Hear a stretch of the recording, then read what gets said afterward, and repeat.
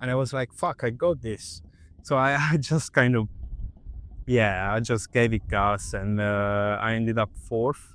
It was a great experience. So we would have never met. Mm-hmm. Serendipity. I haven't watched it. Sorry, mate. That's not the kind of movies that I watch, but yeah. You know, there were a lot of English girls, or anyway, girls that could speak English. Is your missus going to listen to this? It's fine, she knows. She knows.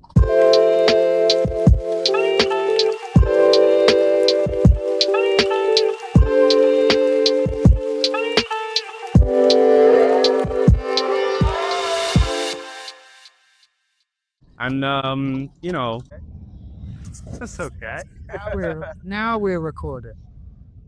Right. Hello, Right. So, Emilio, Chin Chin, Chin. Chin Chin. Introduce yourself, Chin Chin, with Andrew. Oh, So, how Full should I name? introduce myself? full name, Emilio Torrente. and you're from. I'm from Italy. I'm from Sicily, Palermo. Gangster. Mafia. Yeah, that's what people say. Nowadays it's not that prominent like it used to be back in the 80s, 90s. Hmm? Yeah, So, that's another story. what year did you come over here? And I how long you came been in here for? 2011. 2011. Uh, What made you come over? well, I always liked languages. I used to be the only kid in the group that could speak English a little bit, obviously. And mainly the reason why I like languages is because I used to be in Sicily, and I used to be in like holiday resorts, and I like to approach girls. And there were a lot of foreigners. You know, there were a lot of English girls, or anyway, girls that could speak English. Is your missus going to listen to this? It's fine. She knows. She knows. And I always been very attentive to the English class, and because I knew the value that it could bring. And then obviously I I started learning more and more, and eventually I went to the university and I studied as interpreter and translator. My first language was actually French, my first choice. But now I kind of lost French, and yeah, I then moved to the UK just to improve my language, to improve my English, and I thought I was gonna be here for just a couple of months. Then I met my wife, and Did you meet over here? yeah, Okay. yeah, she's Italian, but she's from the middle part of Italy, while I'm from Sicily, so we would have never met. Mm-hmm. Serendipity. I haven't watched it. Sorry, mate. That's not the kind of movies that I watch, but yeah.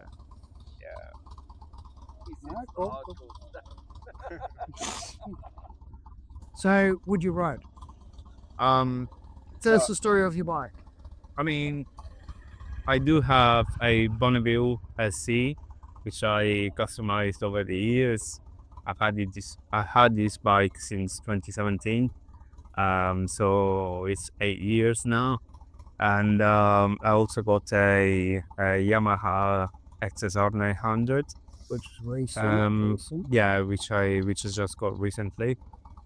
If you want to know the history of my motorcycle riding, I mean, probably we should consider also the Vespas that I used to ride when I was a kid. Obviously in Italy it's a little bit different. We all ride. There's always good weather. We ride all year round. And when you turn 14, you really need to have a motorcycle, or anyway Vespa or a scooter or something to go around, so you can meet your friends. So whereabouts is this? Are you from? Palermo, yeah. So yeah, when I was 12, I was looking at scooters, I was looking at motorcycles, like obviously 50cc. What did your friends ride? My friends all had Aprilia Scarabeo. It was that was the cult scooter at the time. But I always wanted the Aprilia RS 50 with I think it wasn't Valentino Rossi, it was Arada.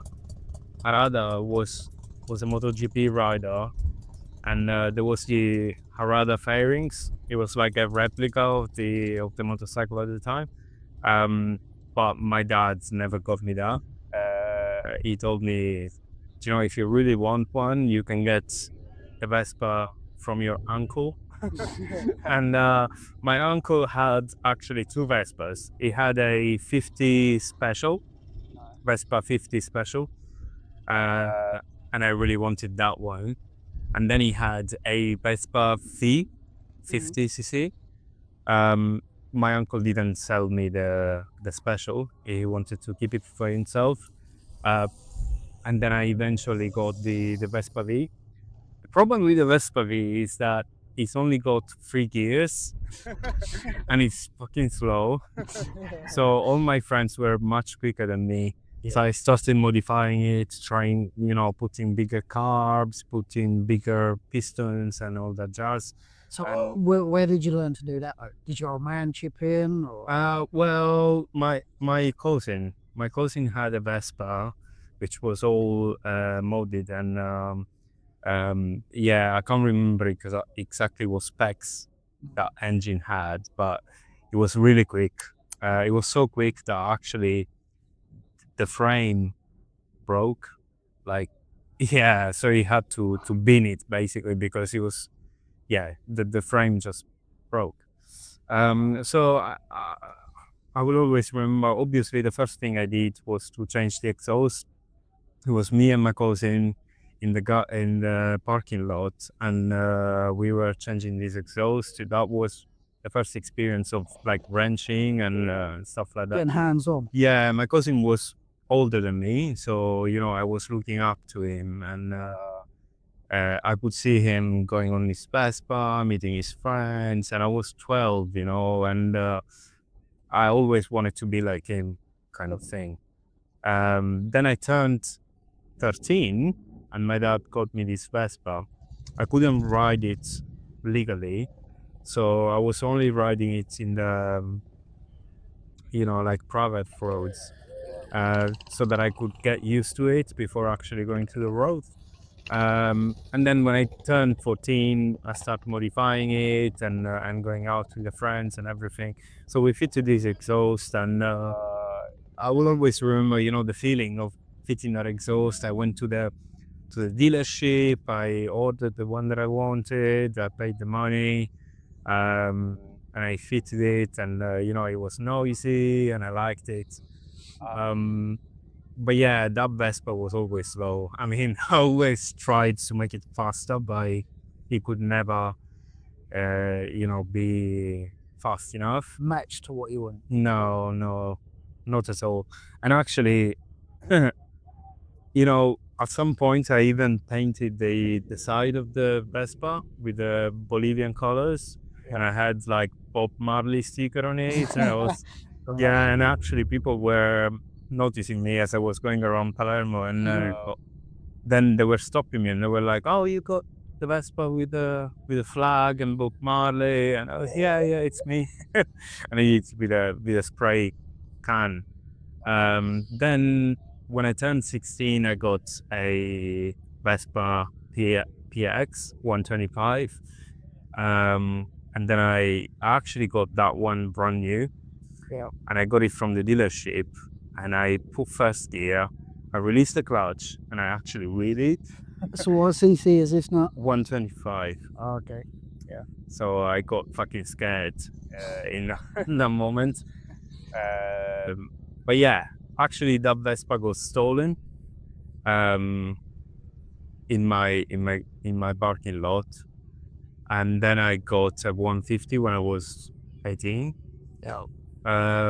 Obviously, I had the Vespa 150 peaks, 150. So is you still riding with your friends, or are they like progressed higher, or No, my friends all had scooters,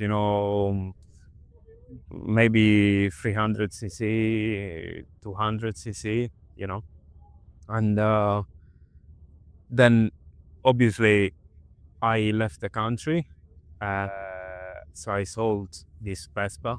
yeah, As I left the country, I just been, trying to find a job, make a life for myself. Then I met my wife. We started living together. Then we got married. We came back from our honeymoon, and we decided to go back to Italy because we didn't really feel like, you know we were missing a lot of important things. We where kind was of you living reconsider prior to that? um in London. Okay. So coming back from London to the UK, to Italy, um, I I was living in Rome, and at some point I was just smoking a cigarette at the window. I saw a motorcycle. There was a guy sitting on it. He was waiting for his girlfriend, and the girlfriend came down, and she was really nice. Like she was all properly dressed up, and she put the helmet on. She jumped on that bike and they left. The only thing I could see of that motorcycle was Triumph, the logo. Um, and I went on the internet and I was like, okay, what motorcycle is that? Because I loved it. I saw it was a Bonneville, so I really wanted a Bonneville. And I got back into motorcycles, and I finally found a secondhand Bonneville that I liked, and I got it. I That was the first big motorcycle with gears. They shift by Yeah. foot. So it's a jump from Vespa Yeah, to a it full was upright. it was quite a big jump, and the kind of driving lessons that I had was that at when you turn 21, it kind of unlocks so you can ride any motorcycle. Yeah. So I never really tested a big engine motorcycle. But the Bonneville is quite forgiving. It's heavy, it's not, it can be a bit nippy, the throttle can be a little bit snatchy if you're not used to it. But I did a spin in the parking lot, and I loved it. I was like, after 10 minutes, I was, yeah, let's go. So I rode the bike from the place I got it from to my house at the time, and it was like 30 kilometers. My father-in-law was in front of us with a car, and I will always remember those 30 kilometers as the best 30 kilometers of my life. I literally had a huge smile. It. I was riding in the hills in Italy, and the weather was amazing. Then I stopped for petrol. I didn't even fucking know how to open the car. I managed to do it. I put some petrol in it. I think I spilled some petrol, and then I rode it home. And at the time, I was in an apartment with a garage which was massive. It was like 70 square meters garage with the sink, water, power, and I then started modifying it slowly. And yeah, that was my first bike. I still got that bike. So that bike. I shipped it to the UK. So what was the story from shipping it? Well, I mean, obviously, I got the motorbike, I got the Bonneville, and once we went back to the UK, I left the Bonneville in the garage of my father-in-law, and I was like, okay, let's see, maybe I'm gonna sell it, maybe I'm not, let's see. So as I came to the UK, I was looking for other Bonnevilles. I really wanted to have the same model, but none of them was obviously secondhand. None of them was as good as the one that I had in Italy.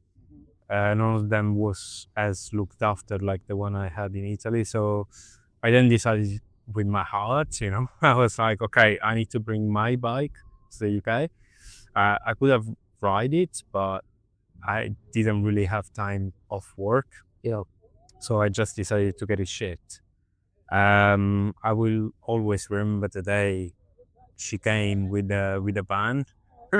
And I start looking for every single detail, like if they scratched it, if they hit anything. Well, Precious but cargo. it was actually pristine, like I left it. Um, yeah. Then I had to register it in the UK and everything. It was a lot of work, but finally it was all sorted. So So, arriving in England, you continued customizing it. What have you done to it since from then? yeah, I mean, at the time there was no air-cooled Bonnevilles, so there were a lot of parts available for the air-cooled. Sorry, there was no liquid-cooled Bonneville. So there were a lot of parts available, and I was always on eBay looking for parts. And at the time, also UK was in the EU. Yeah. So England was in the EU, and it was so much easier to send parts from Italy to the UK. So I modified it as a cafe racer style, with a seat, with a home. So, what drew you to turn into a cafe racer? Where's the inspiration for that? I don't know. I just wanted to be fast. So I was looking for every single way of trying and make it. Streamlined, Yeah, I was trying to make it. lightweight. Yeah, even like just looking at it, I wanted to look fast, and I wanted to make it lighter, and I wanted to make it more nimble as you're riding it. So I changed put clip-ons instead of the handlebars. I raised the. I put longer shocks at the back. I quick throttle, quick action throttle, 2-in-1 exhaust. I changed all the shocks, with Olins at the front and Brembo at the back. Sorry, what's his name? Bitubo at the back. And yeah, I then actually saw an advertising for the Cafe Racers Cup that was done by the Bike Shed at the time. So, yeah. So your story there. So, moving to England. Obviously, you don't know anyone here. How did you find the biking scene there, and how did you go about riding? Like, did you solo ride? Did you? Yeah, I mean, I rode a lot by myself.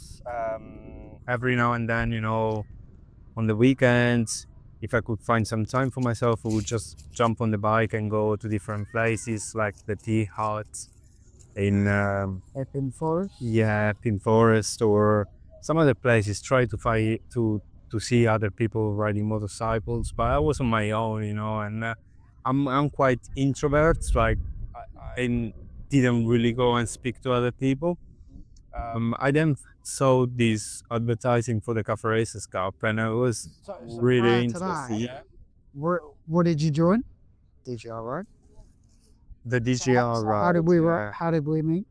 Yeah, we actually met at the DGR, the Distinguished Gentleman ride, and I didn't know anyone, and I met you.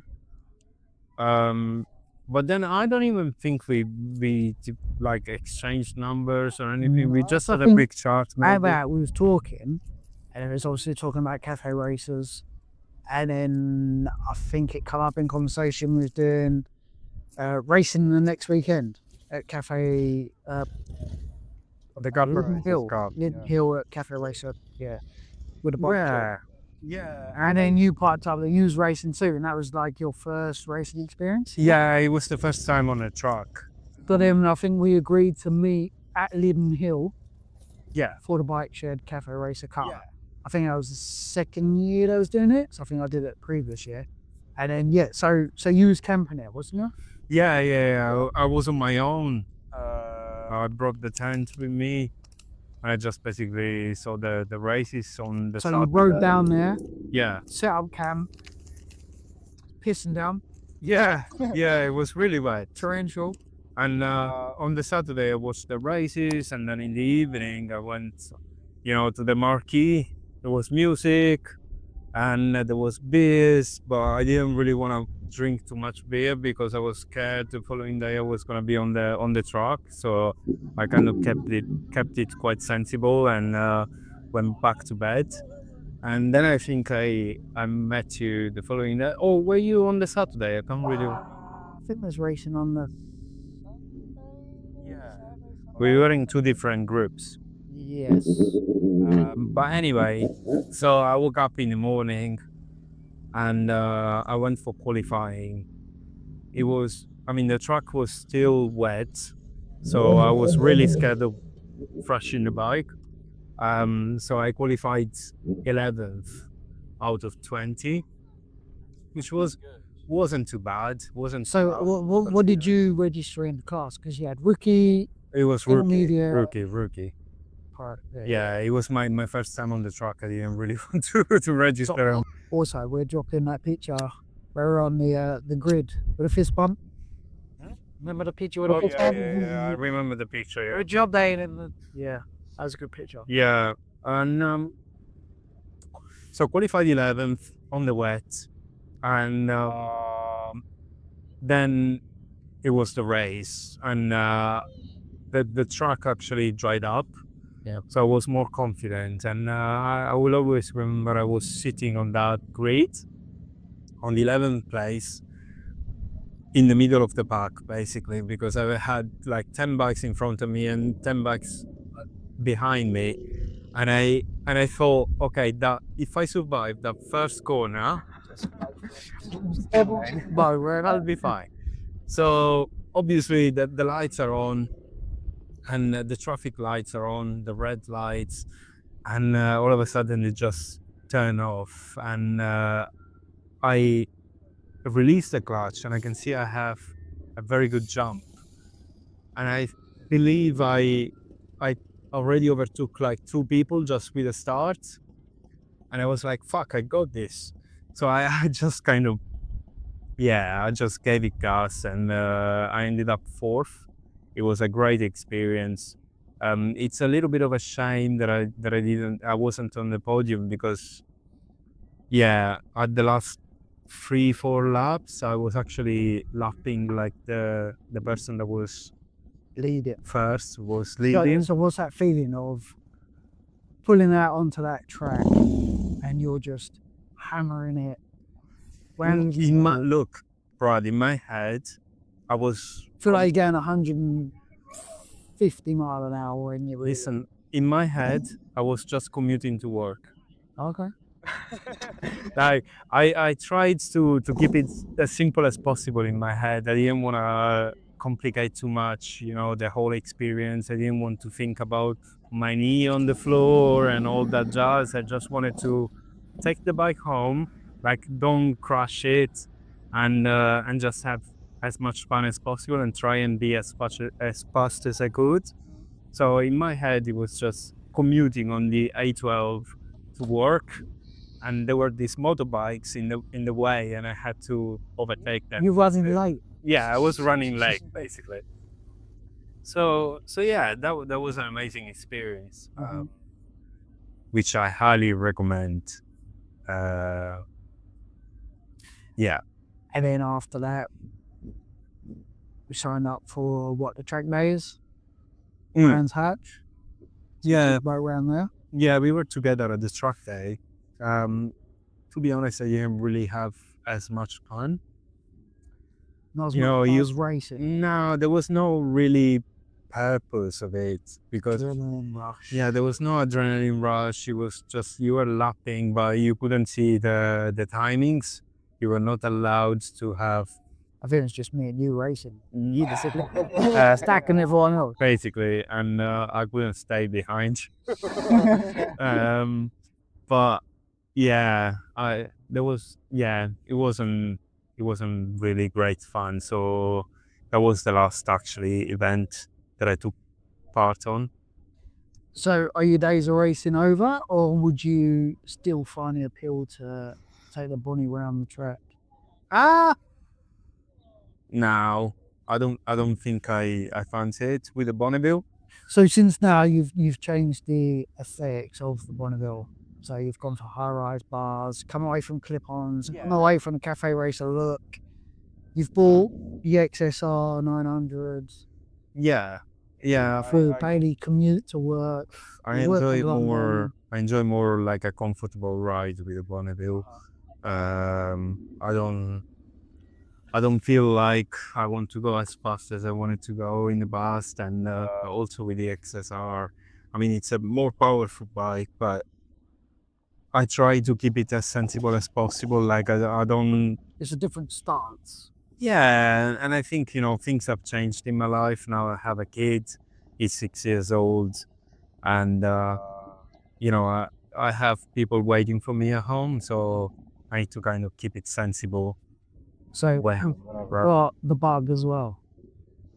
Has he got a bug for biking? Thomas, I wouldn't say so. However, he quite enjoys going on the motorbike with me. We only been around the block a few times, and yeah, he quite likes it. But he still needs to learn to go on the bicycle without stabilizers. And Would you ever get in one of those little push plastic bikes? They look like real bikes, but they push. My brother just got one for his for a nephew, for his son, for his second birthday, and I had one growing up as a kid, and that was fucking cool. sorry, I need to be. Good experience. I'll be right back. So Zach? Absolutely not. Say something. Can I talk? Is it recorded? Yeah. Yeah, I mean, we were talking about Thomas, my son. Yeah, he quite enjoys going on the back with the bike. What is Thomas at a minute? He's 6. 6. Yeah, he's turning 7 in January. Does he have an interest in bikes? He does, yeah. He really liked the street triple that I had. I used to have a street triple before the XSR 900s. Because it was red. Red is his favorite color. And when I sold the bike, he was really, really sad. He couldn't forgive me, to sell that bike. But I told him that it was broken and I had to sell it. So, yeah. Soften the blow. Wow. Nice. So, yeah. Does he help you out in the garage? Does he pick up tools? No, not really. No, Brad. I think he's more he likes more arts and crafts. He likes more. He does these type of things. He likes drawing. He likes reading. He reads very well. But he's not really into sports or anything practical really at the moment, but it's okay. I mean, I don't have to pressure him or anything. It's not because I like motorcycles. He needs to like motorcycles. I think it will, if it has to happen, it will happen by itself. You recently took him out on the back of the XSR or the bonnet? On the Bonneville. The bonnet. And yeah. And his reaction was? Yeah. As I was, giving it a little bit of gas, he was laughing so hard. He enjoyed it. He loves it, but still, I think he's too young. It's just not red. It's not red, yeah. It's green. So.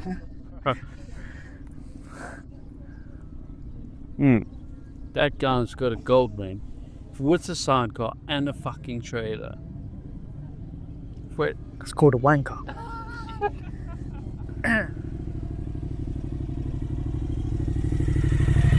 So, let's wait for these to go past. Does your missus come out on the back? Has she been out on the back on the XSR? No, she hasn't been. She's been on the street triple. Because mate, I mean, she used to love going on the motorcycle with me back in Italy when we didn't have Thomas, and whenever we had a couple of days off together, we would just take the bike and ride. We would go. We didn't have any destination. We would just find a bed and breakfast for the night, and we would stop, sleep the night, and then take the bike again and ride back home. So we would do probably like 700 kilometers in 2 days. We would be sitting on the bike for like 4 or 5 hours every day. It was great. We had a very good time in Italy. Roads are amazing. A lot of twisties, mountain pass, hills, and we used to like it very much. Then obviously, because we don't have family here in the UK, someone has to look after Thomas. So obviously, we can't leave Thomas alone at home. So we didn't really have many days where we were able to go on the bike together. How does she feel about Thomas getting on the back? No, I think she's okay. She's okay with that. I mean, she's not overprotective or anything. How does she feel about him getting into motorbiking? I think we never talked about it, to be honest. But And what do you envision for the future? Like he'd get a little 125, go out some rides. I don't really envision anything for him. Like I just wish him to be happy, whatever makes him happy, Like even if it's not motorcycles, whatever makes him happy, I'm happy with it. If he likes motorcycles, obviously I would be happy because we can go together for a ride. He can have his own motorcycles and we can ride together. But if it doesn't happen, it doesn't matter. I can still keep on riding on my own and maybe take him with me every now and then. So looking ahead, future trips, do you have any planned? No, not really. You were telling me about that weekend camping. I'll have a look if we can do it. I mean, if I can do it. Yeah. In case I'll let you know. But no, not really trips, riding. No, don't get much time lately. In summary, what does motorcycle give to you, and where is it taking you? What does it mean to you when you jump on your bike, put on your helmet, you're flying down that road? he's asking the big fucking question. It's the big mate, question, mate. Okay, so let's You zone out. Is it your meditation? Is it your moment to like take everything in, mull everything over, sort of? I think you should take it from a like, first of all, cultural point of view. I grew up in Palermo. Probably there's more scooters and motorcycles than actually people. So for us is something really common to ride.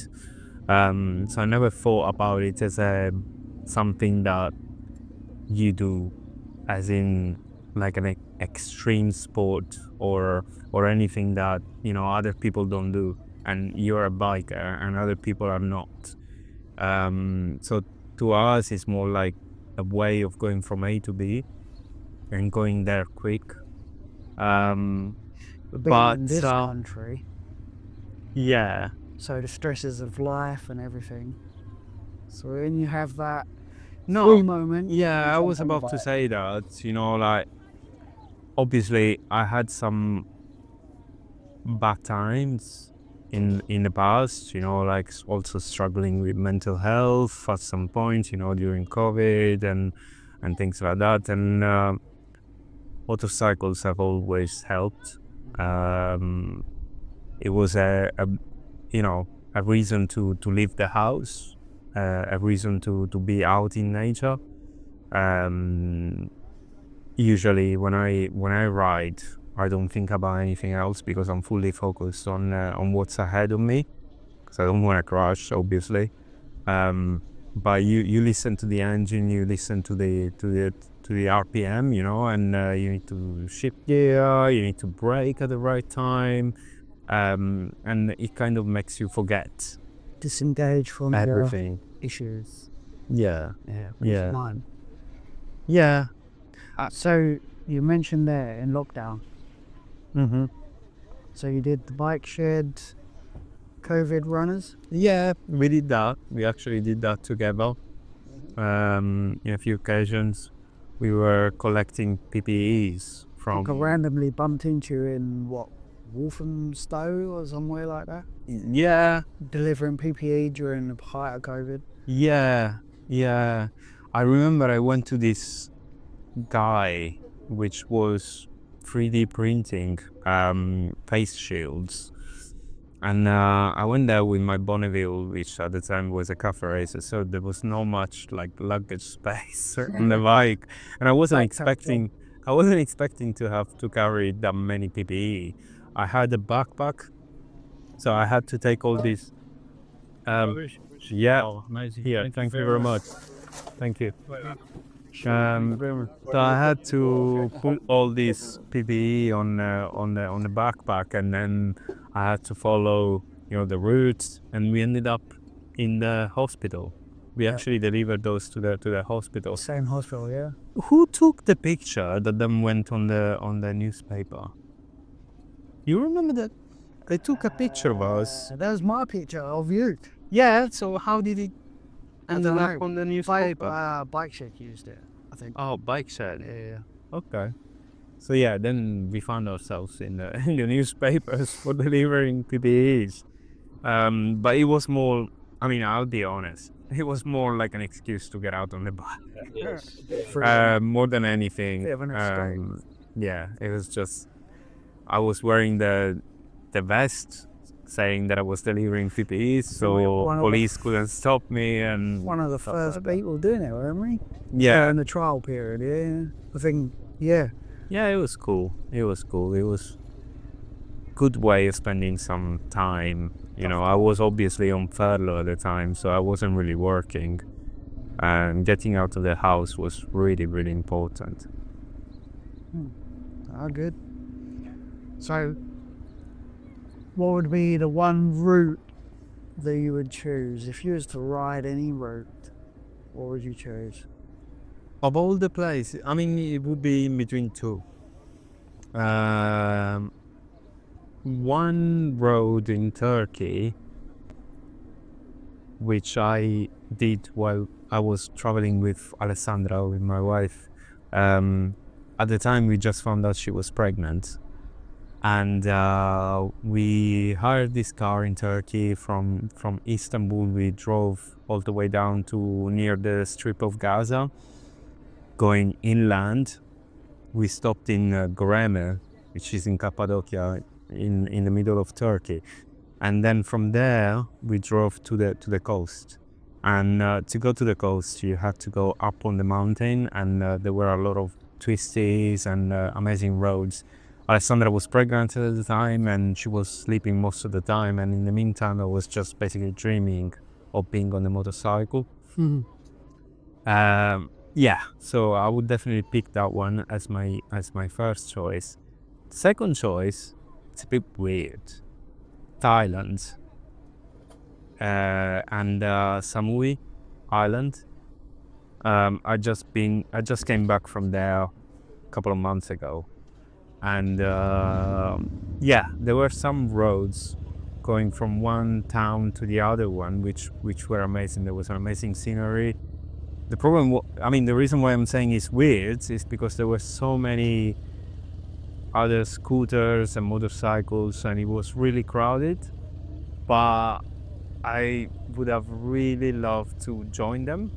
As in, all these people with no helmet, no The freedom. protection, like motorcycle gear, like trousers and jackets, and no, they were just wearing flip-flops and a swimming suit, and yeah, I really wish I was one of them, as I was going around in taxi.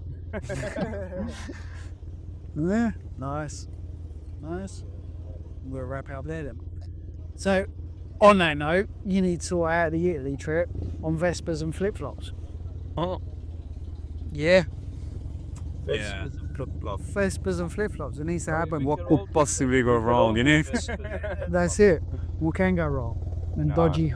dodgy Hawaiian shirts. Mate, that's what I've been doing all my life, like from 14 to 22. So, yeah, it was amazing. We'll cut it out.